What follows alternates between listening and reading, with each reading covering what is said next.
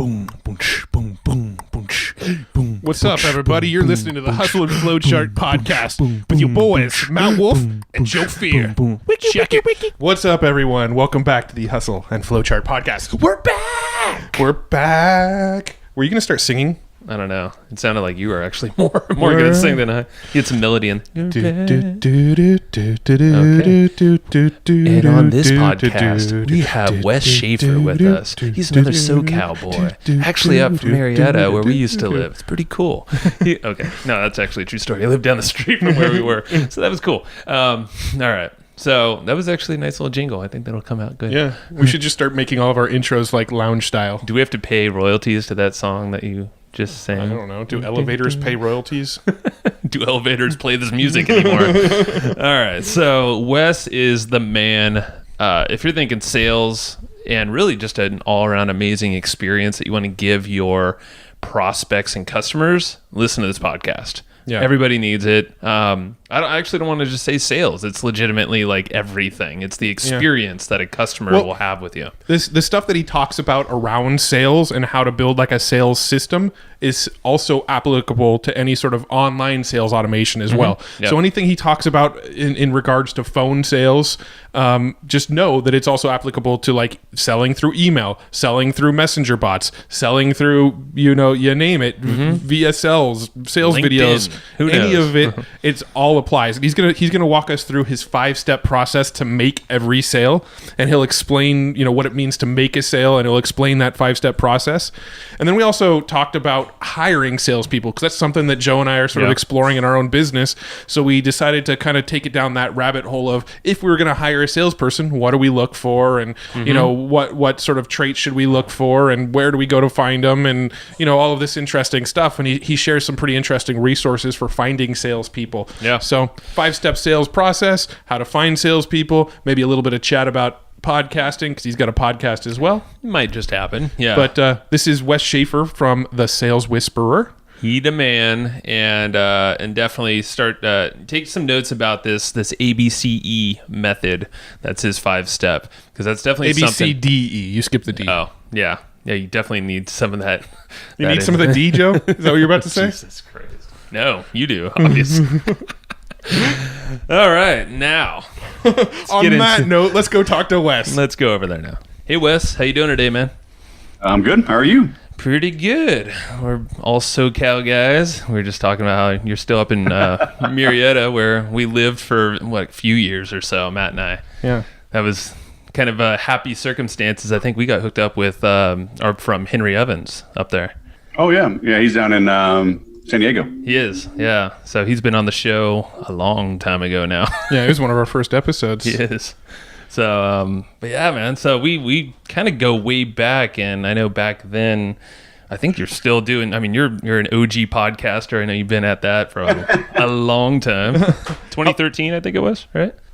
That's it. Dang, yeah. I only wish we stuck with it. Yeah, because we've had a few popping on and off. Well, actually, I started in 2009 and didn't stick with it, and then I've stuck with it since 2013. Got it. Yeah, that's kind of like our story. We started in 2010. I think we made it like 10 episodes with our first show, maybe 15 episodes with our second show, and then we finally got serious about it in 2015. Oh, got you. It's a good media, man. So let's give I know we have some history here, and there's a lot of stuff that I know Matt and I don't really know about you and what you've been doing. I know you're always sales oriented. Everything you do is sales whisperer. But get into your story a bit. I know you've done a lot over your years here, and just kind of curious about what you got. What kind of led you to this point where you're at now? Yeah, I spent 9 years in the Air Force, and I wanted to be paid according to my production. Not my time in grade. So anybody that thinks, I had it easy, it's like, no. I'm training a guy right now. He says he wanted to sell. He's doing cold calls and trying to invite people to an event we want to put on. He called for one day. Oh. And he texted me. He said, "Man, cold calling's hard." And he's single, lives with his family. No mortgage. I mean, things are easy. I'm like, hey, dude, try putting food on the table for a family of 7. Jeez. purely based on cold calling, right? Wow. On your own business. No residual income, no nothing, right? It's like, go, start from scratch, start flat-footed, go sell. And so, in 97, I was married. We had 1.6 kids at the time. I'd be interested to hear how this is fractioned out. No, I'm just kidding. We have 7 now, but when I started my business, 2006, we had 5, and my wife has been stay-at-home mom for 23 years. So there was no safety net, no spouse income and benefits. And, I'll just kind of dabble in this. And, looking back, it's a blessing. I think people try to play it too safe, and, the old saying, you can't get to second base with your foot on first. I was going to say, it sounds like this guy didn't have his back against the wall too much. Yeah. So, you got to jump in, and you got to commit, and quit dabbling. Like what's a fan, right? A fan comes from the word fanatic. You got to be fanatical about something. Otherwise you're just lukewarm, and you know what Jesus does with lukewarm people. So, get fanatical about something, and that's what I did. What got you from? So you were fanatical about that, and it was pay. It sounds like from the Air Force days. Yeah. So what was that turning point like for you? Because I know that's a totally different culture there, going into the real world with quotes, obviously, different world. Yeah. It was eye opening. I was a stockbroker. I had a very small base that dwindled every month. And it was cold calling. So was that all the cold calling was in that kind of arena, stocks? But even when I started the Sales Whisperer in 2006, I didn't have a website. I didn't have a merchant account. I just cold call people, and I'd invite them to a workshop that I put on every 3 weeks. They'd bring their money. I charged a small amount just so they'd show up, and did a 2-hour workshop. And the close was to meet one-on-one to see if there was a fit to work together. What were you selling? I guess. I'm kind of curious. Was it all sales training oriented stuff? Yes. Okay. That's it. Got it. It was either group sales training or sales management, like private one-on-one sales manager training. Gotcha. Okay. So you did workshops, and that kind of got the ball moving. It sounds like just free workshop and then some offer there in person. Yeah, well, and I would charge a little bit, like $17, because it would pay for the room, it would pay for refreshments, it would pay for printouts, and I'd get 15 to 20 people, and my wife would make a little bundt cake and pick up some coffee and a fruit tray from Sam's Club. There you go. Love it. And I just gave that presentation, and just did it over and over and over again. So, it sounds like the essence I'm hearing is just that you kept it simple. You stayed within these lanes that... I didn't have a choice. Exactly. You just had to hit the road running, day one, go. Yep. So what is your business now? What has sort of been the evolution from those days to what you're doing today? Well, so as I grew, I'm an entrepreneur, right? I can chase shiny objects with the best of them. And, but, I was looking to improve. It's like, okay, I can't keep doing this forever. How do I grow, right? So the first thing was a website, and had some friends kind of help me, and kind of had this little simple Adobe Dreamweaver hard-coded HTML website that I couldn't edit. And then people came to me, some companies, they wanted me to sell their CRM/marketing automation platform. And they were local. And so that was pretty cool. But then I started to see the power, and I had come from corporate America, and I was comfortable with CRMs and technology. And so I started using Zoom. It was free, or not Zoom, Zoho, because it was free. And this local company asked me to start repping them. So I started doing that. And then as I built my website, and I was always a decent writer. So, I was slowly building a list, and I'd stay in touch with my list. And I found Dan Kennedy. And actually the guy that taught me the sales training led me to Dan Kennedy. And Dan Kennedy was doing a 4-city tour with Infusionsoft in the summer of 2008 and out at the Anaheim Convention Center, which is about an hour away. Yeah. So I drove out there really to see Dan Kennedy. and then I was motivated by what Infusionsoft did. And I knew it could help me as an entrepreneur, grow your sales without growing your staff. Sure. And so I got started with them, back when it was $5,000 down and $300 a month. Right? You got a 5-seat license. And I'm like, well, I only need one. They're like, tough luck. You get 5. And I learned about their partner program, and they would pay you, this residual income. I got into the financial services business because I wanted that residual income. So seeing the opportunity to sell something and make a residual, back then it was 20% for life. And, doesn't sound like much. You sell a $300 piece of software, but it's $60 a month for life. And then I became one of their top partners in the world. They created a 30% level for us. So, you sell $300 software, it's $90 a month. Well, if you can sell 10 of those a month, don't even count the setup and the extra consulting, but you sell 10 a month, do the math. Yeah. No, right? You're looking good. After a year, just the residual alone is huge. And, but very few people were selling 10 a month. People had 8 and 10 and 15 person companies, and they weren't selling that much. I was doing it alone with a small team that would fulfill on the training and a part-time assistant. But I knew how to sell, and I taught myself copywriting, and I taught myself SEO. And I just embraced technology. I embraced social media. I embraced video marketing. I embraced podcasting. So the things that made sense, I did it.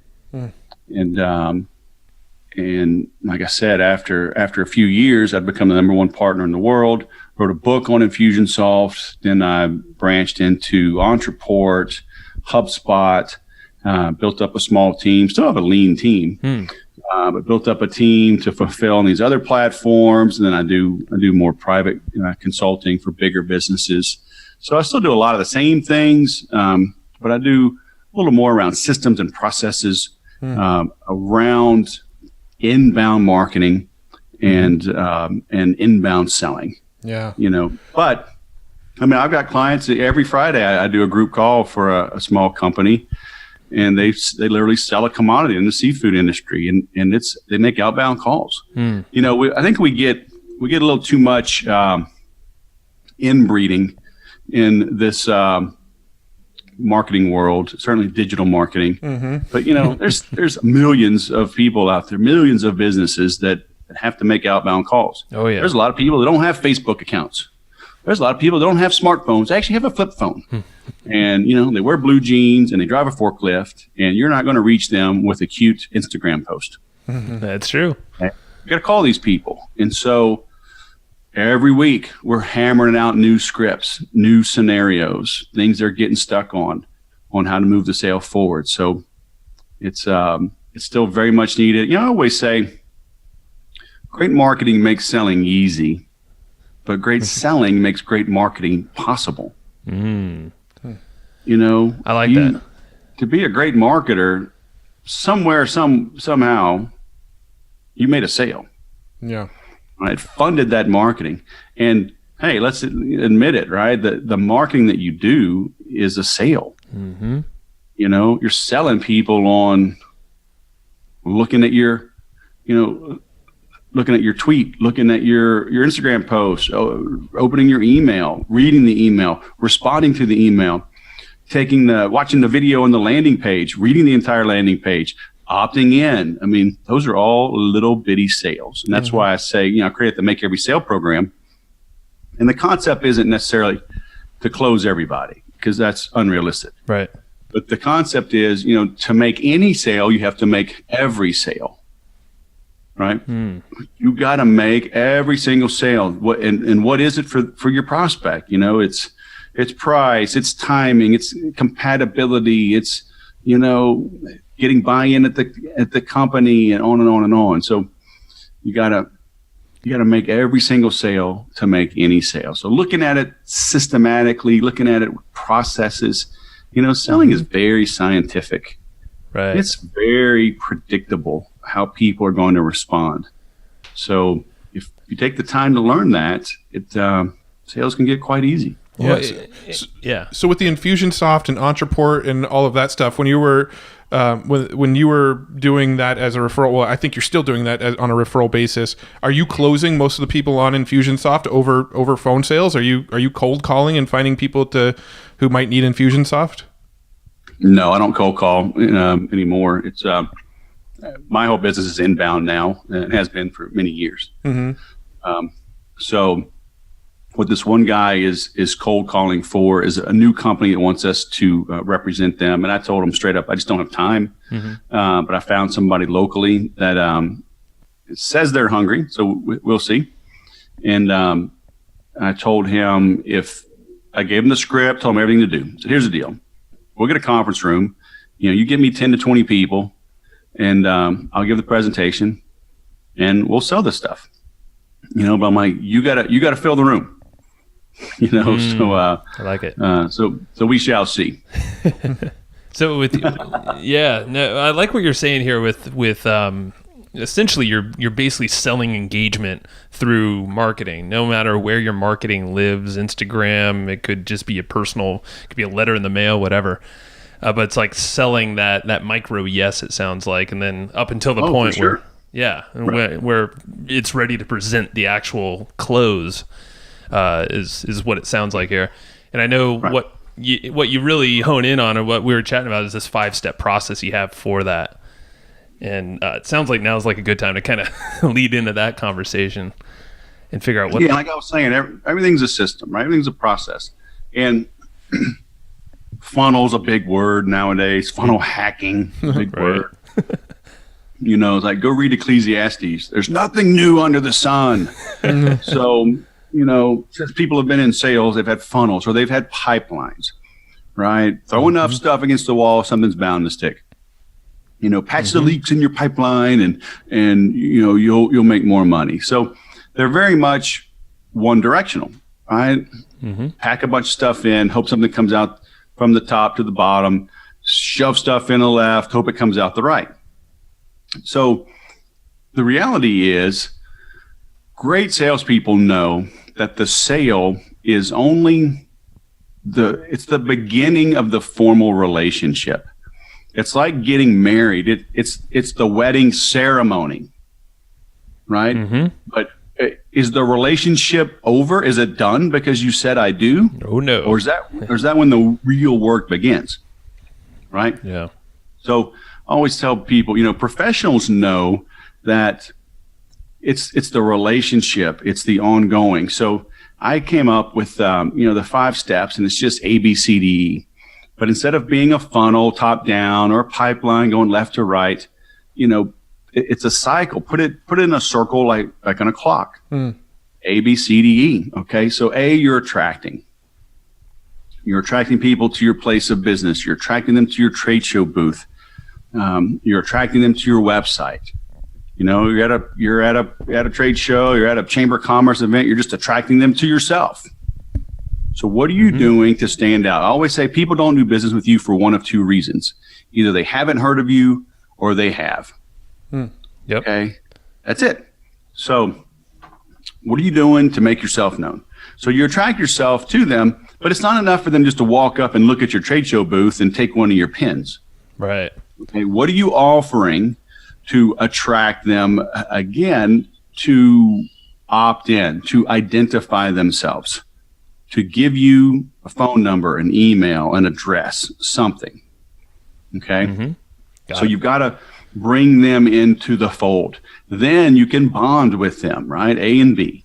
And now this needs to be multimedia, multi-step.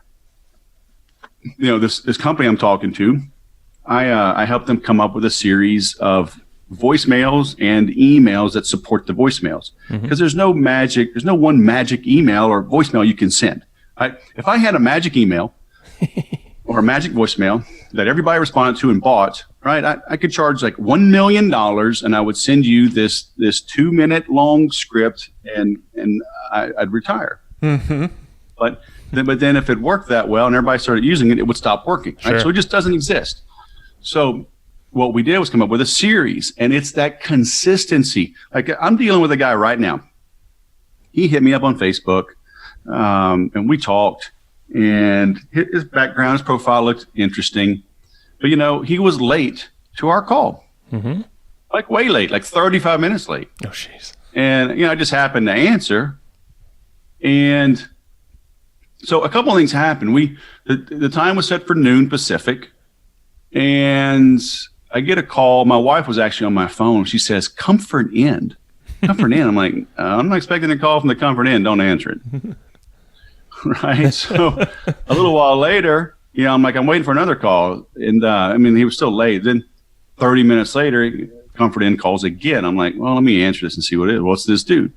And I'm like, why are you at the Comfort Inn? Oh, I'm 28 years old. I travel. I live wherever. Okay. Oh, man. But he was late. So my first impression is, I'm not liking this guy. Okay. And so, like they say, how you do anything is how you do everything. So this bonding needs to be multimedia, multi-step. So these guys, this company I'm working with, right, they're making multiple calls. They send an email that reinforces their voicemail message. And each one is different. It tells a little story. So on our call today, they were like, okay, this is starting to work. They're now picking up the phone on the third or fourth call. Now what do we do? Yeah. Right. I was like, okay, well, let's go ahead and make that next one. All right. Let's handle that scenario. And it's baby steps. It's just like when you read a book or you watch a movie or whatever, you go, you read it a second time. Like, that wasn't in there. Or you watch a movie it's just different. I don't remember that. Exactly. Or a lesson, right? Just like, I do jujitsu. I just got done. You have to, like, when you start, everything you do is wrong.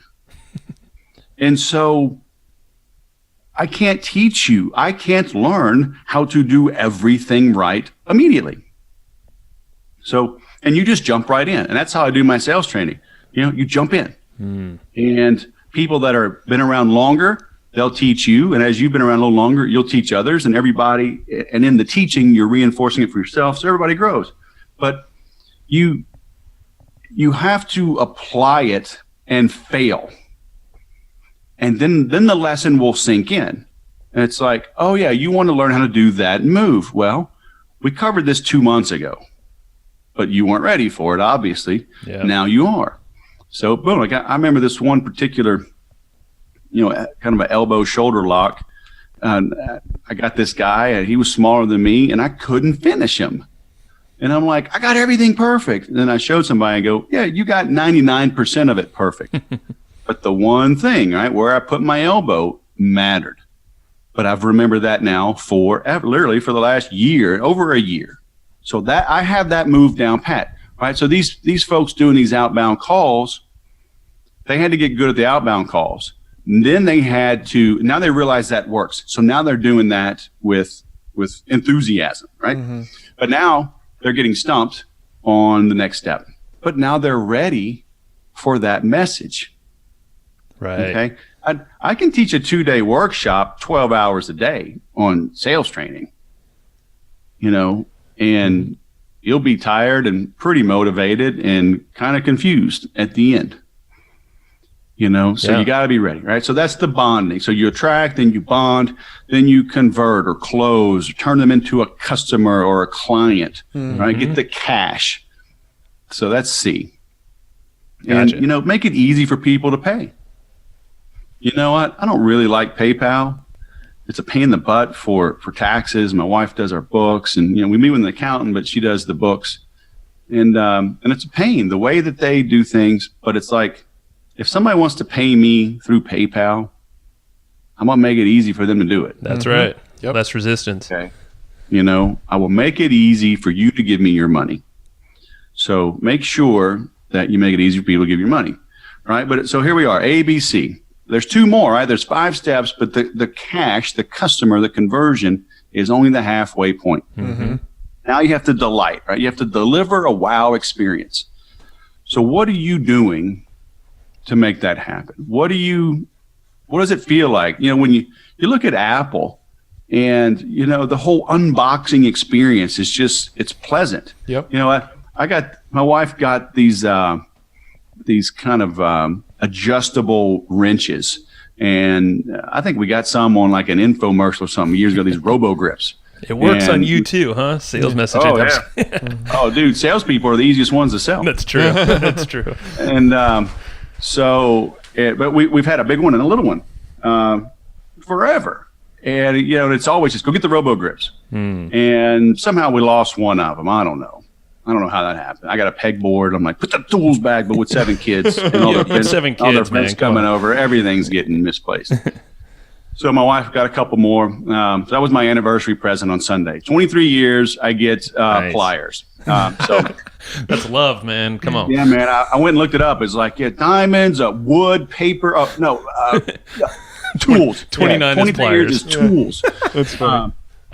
That's But good. man, this thing, we have another tool to cut open the bulletproof plastic of all the junk that we bring home, right? So I'm cutting this stuff, man, just to get these 2 pliers out.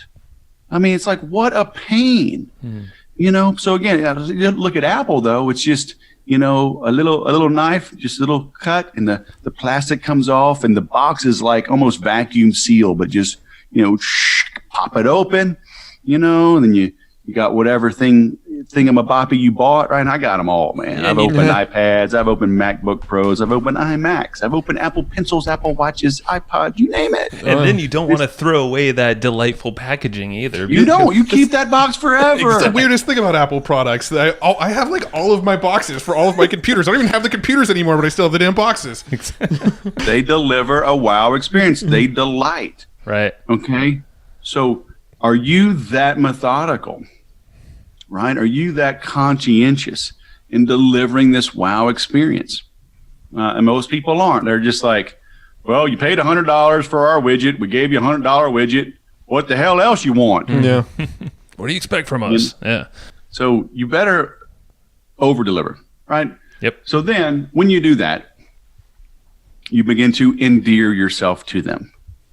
All right. That's when people start taking pictures of your stuff and sharing it on Instagram and doing these opening thing. Like there's this whole like genre on YouTube, right, where people buy stuff and just open it. It's unbelievable. It is. But they're endearing themselves, right? And now that's why I say it's a cycle. Because if you endear yourself and your customers are singing your praises and giving you 5-star reviews, like attracts like. Mm-hmm. Those same people come back. Like I just bought a gizmo on Amazon yesterday, and I'm clicking through all the competitors and I'm reading the reviews. Mm-hmm. Okay, and I'm like, okay, this is the one I want because it has the best reviews. So those companies are endearing themselves. Now they're attracting, and look how simple it was. Yep. The thing that I bought is one of these little standing things, like a little for your standing desk, right? And it's one of those little wobble thingamaboppies, so you work on your stability. And I've never heard of this company. I've never seen an ad from this company. They didn't have to do any direct mail to me, nothing. I searched because they endeared themselves, and others left free, honest reviews. They now made a sale. Mm-hmm. All right, Okay. so this is I know you're not seeing it over here, but Matt and I are like literally shaking our heads a little bit, being like, we legitimately just had this conversation at lunch right before talking to you about like after that conversion or that close portion, the 3rd step. That's like where most people, just businesses, flop. Yeah, the And- relationship ends after the convert step in like 90% of businesses we deal with. Right. And we are guilty for, not, I wouldn't say 90% of our fun, but definitely that is like, and this is what we were talking about our own business, for like, that is the portion, the delight and endear portions that we intentionally we want to do more of, but then inherently, you know, our mindset or something pushes us back to, oh, let's do the marketing, let's do the bonding, the follow up, and the conversion. We're really freaking solid at that. Well, it's so easy to get stuck into this cycle of sell more, sell more, sell more, sell more, and then the after the convert step, let that stuff take the back seat because we need to keep our focus on keeping sales high. Right. And what you need to do is keep churn low, keep referrals high, keep testimonials high. You know, I mean, for years and years and years, and I learned this from Dan Kennedy. You know, he has that the shock and awe box. Yep. And you know, thank God I've got a wife. It's very creative. You know, because I would just, I mean, I did write a couple books, and I do have CDs, and I've got sales training flashcards, you know, all these little gizmos. But you know, I would just throw it in a FedEx box and mail it. You know, my wife's like, oh no, you know, we got these special size boxes and this frilly cut up paper, and she ties a ribbon around it. And I mean, it's like really nice, right? But I'm not going to do that. I'm like, I wrote a couple damn books and some CDs. That's just pretty damn good right there. Are people going to appreciate that? Yeah. No, you're right, but they do, right? And they get it. But even if you did, just mail them a simple book. Because sometimes, like for a prospect, I'm working on a big deal with a consulting client or something. I'll mail them my book, and I'll just I include a handwritten card. I'll sign the book, and we'll put that in a FedEx thing.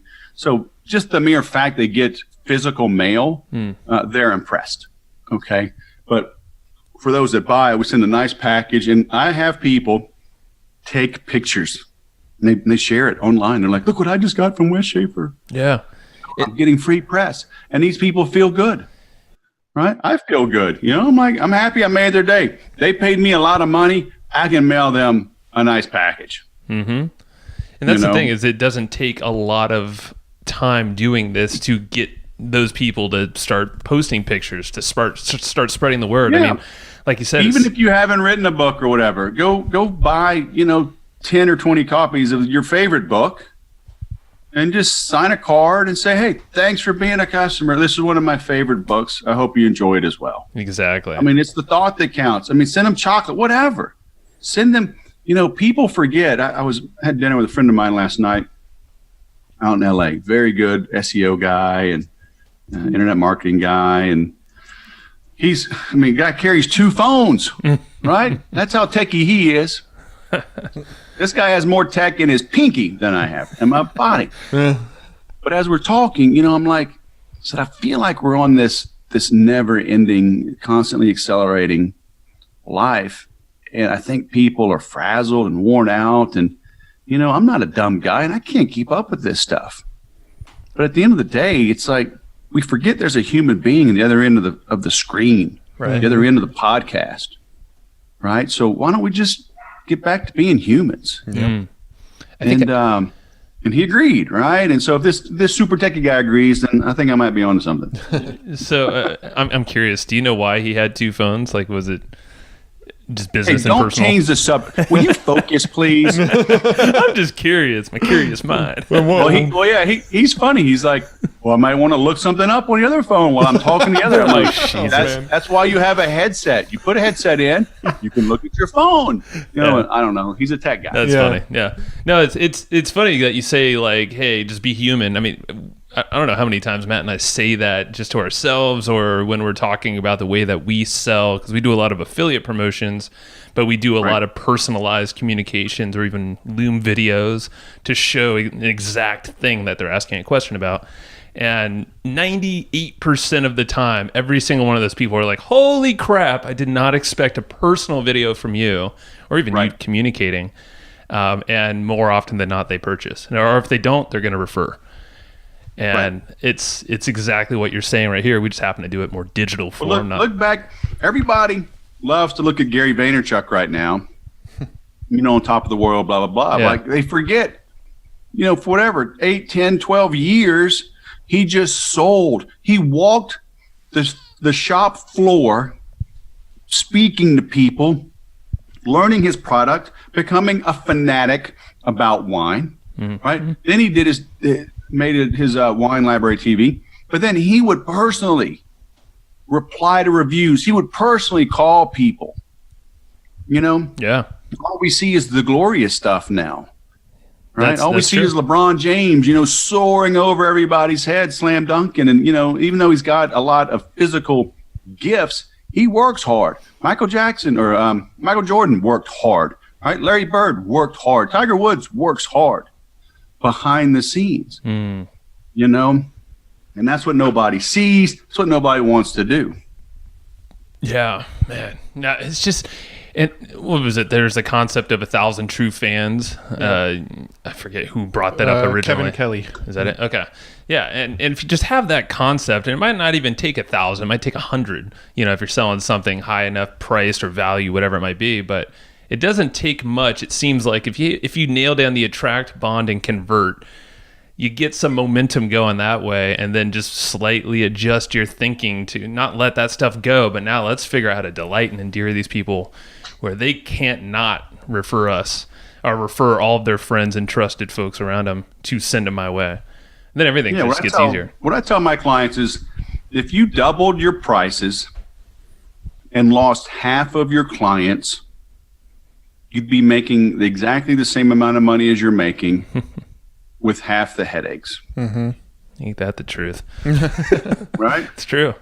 Speaking of that, and I might as well have said E equals MC squared, right? Like 50, 60 years ago. I mean, they were like, whoa, like handing caveman fire. And then, I can't double my price or whatever. I'm like, can't you?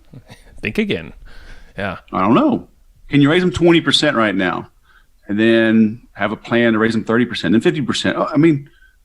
But just think about that, and if it sinks in, it's a powerful lesson. Mm-hmm. I like it. No, that definitely, it works. And is there a price point you kind of train? I know for you personally, you probably have different metrics than other folks, but in this process, when cold calling or attracting these folks, do you have certain metrics in mind? Maybe not a specific number, but like a KPI you're looking for on the sales, or I what? would say, well, I'm just thinking because I guess the KPIs are different. So if you're attracting folks, you're bonding, converting, working down, you want to kind of conversion metrics, I'm sure, along the whole way. So here's a different way I think of asking what Joe's asking. So you've got your attract, bond, convert, delight, endear. You've got your 5-step circle. At each point along the line, how do you know people are being effective at each thing? Yes. Well, it's W. Edward Demings. I think he was with Chrysler. They wouldn't listen to him. He went to Japan, helped them rebuild after World War II. Basically created the whole total quality management movement. And in a nutshell, was basically, if you can measure it, you can improve it. Mm-hmm. Okay. So I don't have any set numbers at each stage. A lot of companies, they're not measuring, or they're over measuring. Mm-hmm. So you do have to document what are your key metrics. So A, have key metrics. B, measure them, keep them updated. C, keep it easy to update. You don't need a bazillion numbers to track. Okay. Mm-hmm. And so when you break it down into these steps, though, the main thing is to make sure that it's growing, right?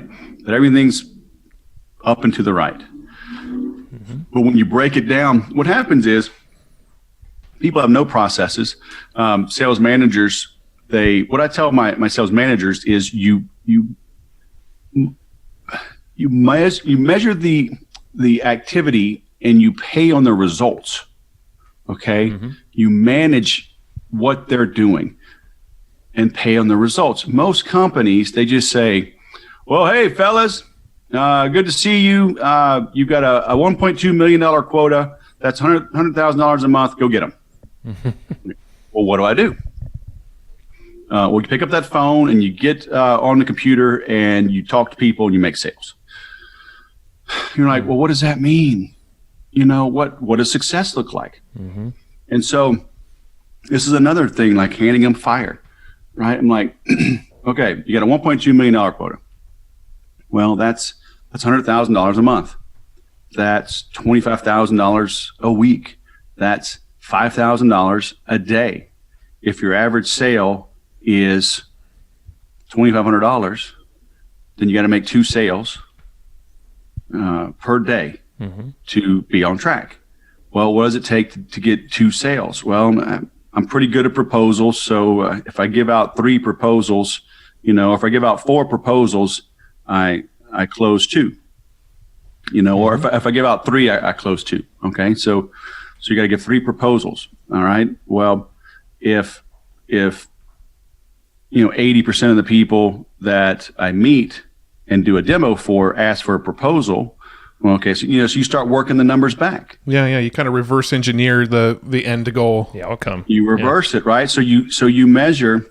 So that it literally brings you down to how many calls should you be making, how many outbound emails, how many touches of the client are needed to get to that number. So you have your metrics.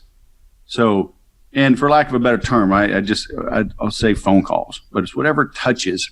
So how many dials to have a conversation? How many conversations to have an appointment? How many appointments to get to a proposal? How many proposals to get to a sale? Got it.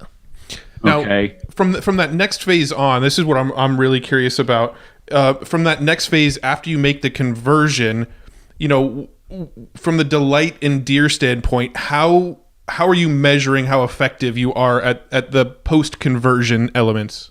Well, there's a few things that you can look at after the sale.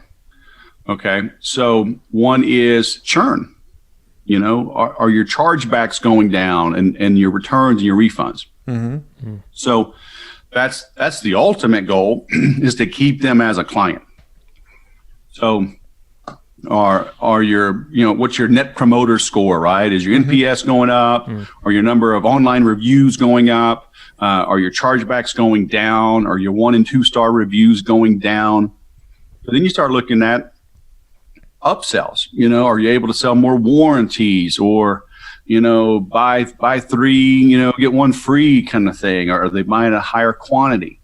And you can track online, right? And that the delight and the endear they overlap a little bit. So are you getting more reviews? Are you getting more mentions on social media? But then are you also getting referrals and testimonials? Right? So you track all that. Yeah. And did the people come back and buy again? Yeah. So all of those are easy to measure. Totally makes sense. So when you're a small company, so I'm just thinking us, there's 2 of us and a couple other folks that we have that work with us. Do you typically suggest that the same people doing the selling, the attracting and all that stuff will then transition into the delight and endear mode? Obviously it's be human at the end of the day, but let's talk about, like focuses throughout the day. Is there a way that you kind of framework this out for teams, like small teams? That can be tough when you have, the hunter mentality. If you need people to go out and knock down doors, and if they're any good at it, they're probably not going to be great at the hand holding and the nurturing. Right. Okay. So you got to figure out how's your team, how's the industry. If you're super small and everybody's got to do everything, but that will hurt you. Okay. It's not optimum to have a meat eater like me hang out and tie ribbons around a new client welcome package. Right. Okay. Now, in the beginning, do I have to do it? Sure. I would put the stuff in the box. I wouldn't tie a ribbon around it, but The box would get shipped out though. Yeah. Yeah. You're not sealing it with a kiss? Well, Yeah. he is secretly. Oh yeah. I pour a little hint of whiskey in it. Oh, there you go. The Ode de Wes. But yeah, you just got to realize in the beginning you may have to, but if you can start to have a little bit of division of labor, it's going to help you. Yeah. Yeah. So this is a sort of a shift of topic, but it's something we definitely want to dive in, kind of for selfish reasons. When it comes to hiring salespeople, this is a discussion Joe and I have had a lot recently in our own business, is bringing on commissioned salespeople. What sort of things should we be looking for? How would you approach that? I mean, I'm not even quite sure the best questions to ask around it, but it's something we're exploring right now. It's you have to screen these people, and you have to assess them. You've got to do these different personality tests. I've got a couple guys that I use, but because the nice thing with salespeople is that we know and have known for the last 100 years in every industry who the number one salesperson is. Okay. Mm-hmm. If I ask you, who's the best, banjo player? Who's the best web designer? Who's the best architect? Mm-hmm. It's a bit subjective. Right. Right. And yeah, you could probably narrow it down. You ask 100 people, you'll probably, get 10 or 20, mm-hmm. kind of narrow it down. But okay, who's truly number one? But if I say, who's the number one Ford salesman in Chicago or the state of Illinois or North America last year, 10 years ago, whatever, we have those numbers. Yeah. And psychologists and analysts for decades, right, almost 100 years probably, but many, many decades, have given assessments to top performers across North America and Europe. And they have built these profiles. So they know what a winner looks like. Okay. So when you give someone these assessments, and nothing's 100%, but it's like there's like big alarms that go off if somebody's really low, and so you can make a calculated judgment there. So you got to have an assessment. You got to have processes, and you've got to determine too, do you need a meat eater or do you need more of a farmer, a nurturer, somebody to just maintain the relationship? Those are different traits. Okay. And so you have to be very clear on the job description, and you have to make every sale, right? When you write that ad, it needs to speak to that person. Don't do this thing like opportunity of a lifetime, looking for a consultative selling, go-getter, motivated salesperson to earn unlimited commissions. It's like, oh, yawn. Everybody and their brother's gonna reply to that. Yeah. Right. So put some ump in there. Are you a go-getter? Or do you leave your drama at home? Do you have a can-do attitude? Can you follow instructions? Can you enter data into a CRM? Can you send emails that don't sound like they were written by a fifth grader who was drunk? Right? I mean, put that kind of language in there if that's how you roll. Yeah. Right? Sure. Because, I want people going, oh, who's this arrogant guy? Who's this blah, blah, blah. I had this signature for a long time, and I'll use it sometimes. It says life is, what did I say? Like, life is gooder when you're selling. So something like that. I had the word gooder. I put it in italics, right? So it's like, usually when something is in italics, you're kind of admitting, I know this isn't correct. Right. And I had somebody reply, I would never do business from my grammar like that. And I'm like, great. I just weeded out this person. Didn't want you anyway. I don't want you. Right. So starting in your ad, you're screening. And this is a hard concept, right? But magnets attract to the same degree that they repel. Mm-hmm. Right. Mm-hmm. You can't put two north ends or two south ends together. Even a weak magnet, you can't. I mean, they're going to pop around and go north to south, south to north, whatever. Sure. So are you willing to repel as strongly as you attract? And most people are not. They want to please everybody. And as you said, all these things sound really good. Oh, you need to zig when they zag. You need to buy when there's blood in the streets, But when it comes time to do it, it's tough. Yeah. Sure. Yeah, and that all starts with that first phase, the attract. It's like, it should just be saying repel as well. Now, do you believe that like a really good salesperson could sell anything, or should we be like looking for someone who already has sort of a specialty in the types of things that we sell? A great salesperson can sell anything.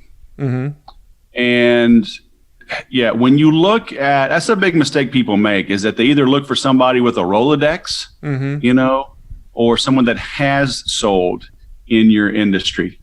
But just because someone has sold doesn't mean they will sell. So you have to look at, again, through these assessments, you can see what really makes them tick.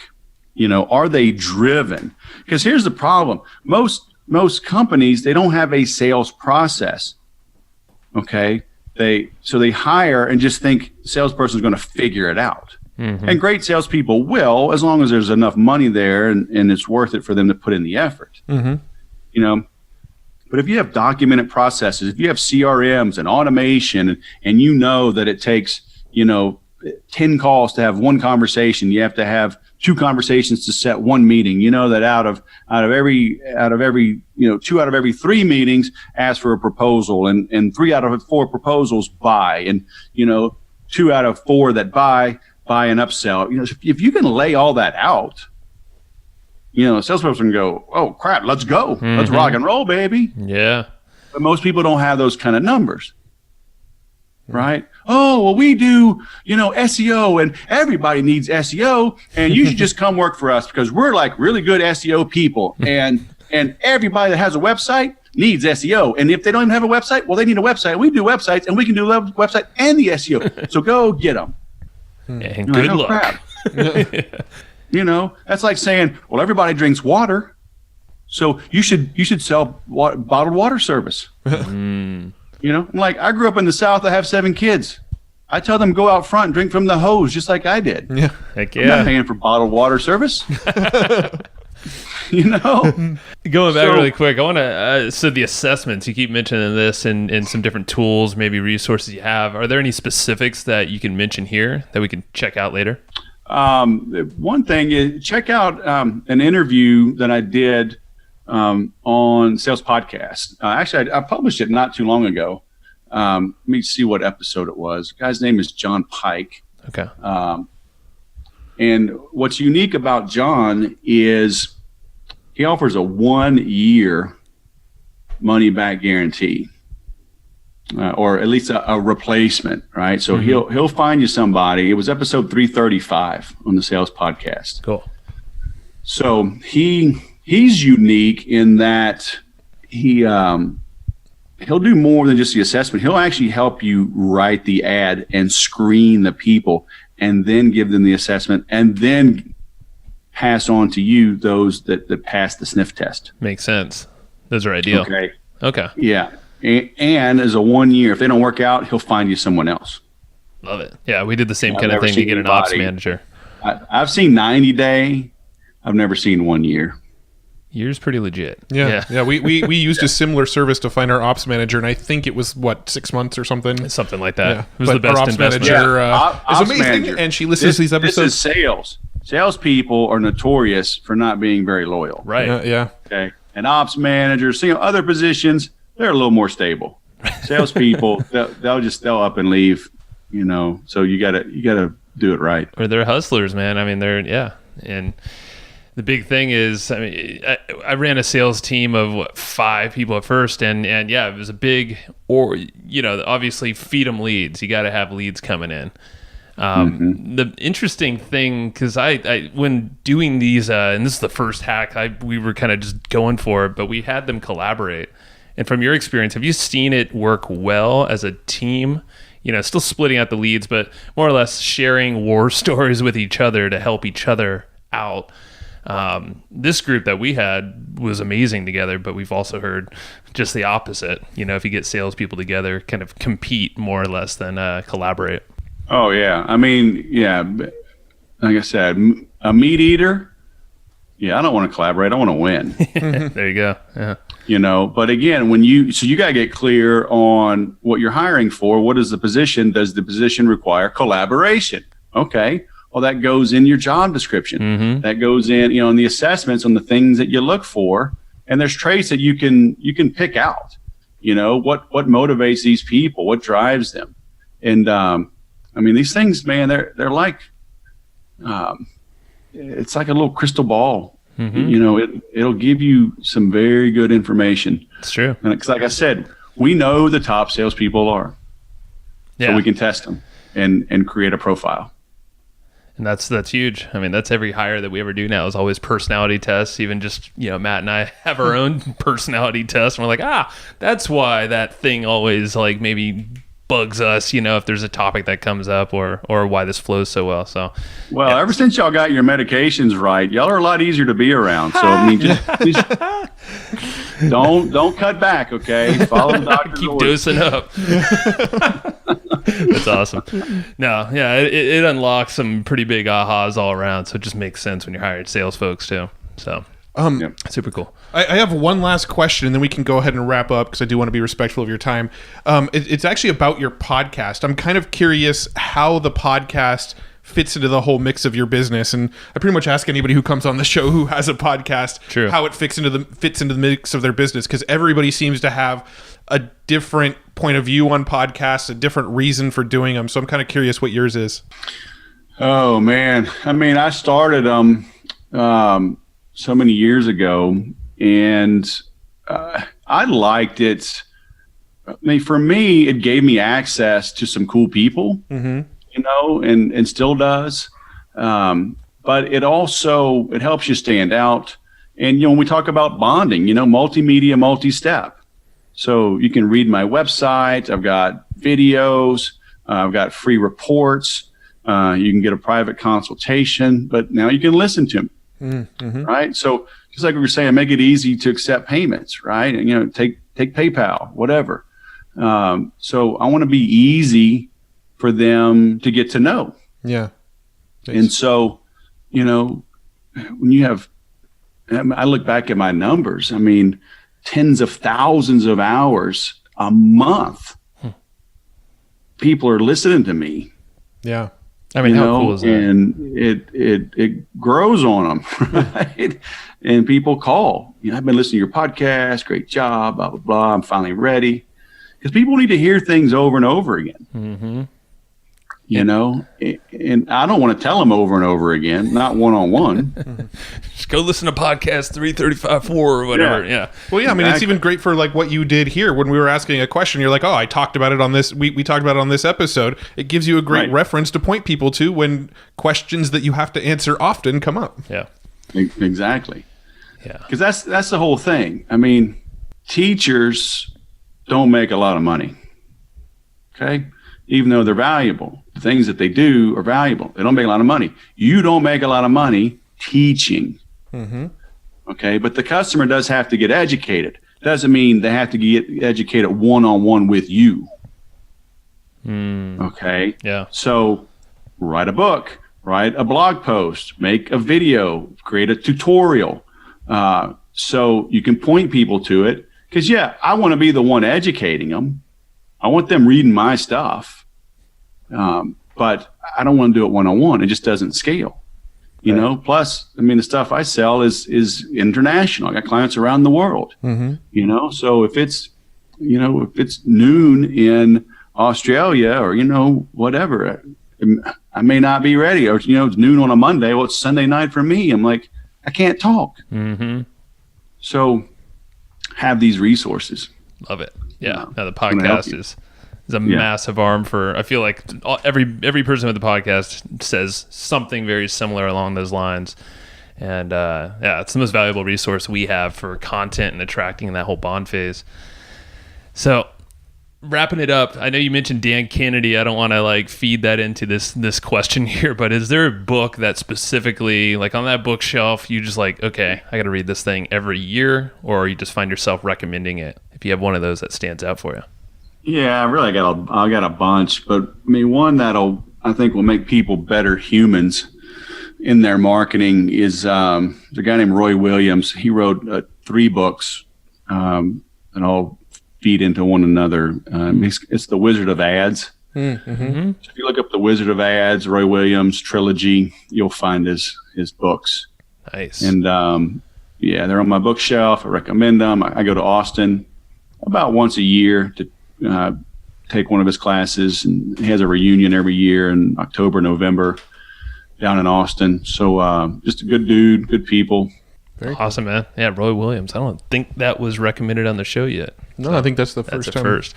No, it's always funny because we had another podcast earlier, and it was a lot of Dan Kennedy talk. We're like, oh man, it's always crazy in these podcasts. There's always like a name that pops up multiple times. So it means something. I don't know what the heck it means, but well, so the interesting thing is, I'm buying old books, man. I'm buying books 100 years old and 50 years old, and I'm finding all the sources that Dan Kennedy found. Right. And even seeing some of the lessons that he taught. So I'm like, oh, I remember him saying this. Like, that's where he got it. Yeah. So again, I mean, there's nothing new under the sun. Nothing's new. He may be modern and, making it a little more current, but he didn't invent this stuff. It's funny. Modern is a word that I think people rarely describe Dan Kennedy with. with his fax machine. Well, he's currently writing books, right? Yeah, but I'm reading guys. I mean, I got books right now I'm reading that were printed in the 20s. Yeah. And I know Dan Kennedy read them. Yeah, no, comparatively, he's definitely modern. It's just kind of funny when he talks about telling people to fax their orders in, and, he doesn't have a cell phone and things like that. Well, yeah, he's, he repels the same that he attracts. Yeah, absolutely. I think that's the moral I'm getting from it is just it's repel, know what your intentions are, what your goals are, and then create the most badass cycle, this 5-step process you laid out, and just stick to it. It's not rocket science. It's not difficult, but if you complicate it, it does get that way. Right. So yeah, and he says as well, embrace complexity. Mm-hmm. And I remember when I heard that, I was like, what? Because there's always the dichotomy of life, and what he meant was, if your business is just so super simple that, an 18-year-old with an internet connection in India can knock it off, clone it, then you don't really have a great business. Sure. Mm-hmm. So there should be some intricacies. There should be some nuances. There should be some complexities, right? That, like a Tesla or, an iPhone or whatever. Was it Canon, so advanced it's simple? Mm-hmm. Yep, I believe right? so. So you need to be hard to knock off.